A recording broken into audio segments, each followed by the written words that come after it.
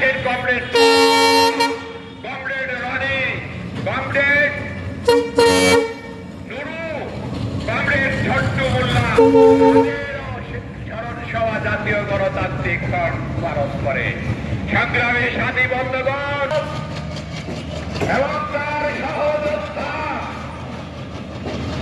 Communist বিপ্লবী নেতা comrade হেমন্ত সরকার, তাদের যৌথ মৃত্যুবার্ষিকী, এই যৌথ মৃত্যুবার্ষিকী আজ 29শে ডিসেম্বর জাতীয় গণতান্ত্রিক ফ্রন্টের পক্ষ থেকে আমরা আয়োজন করেছি।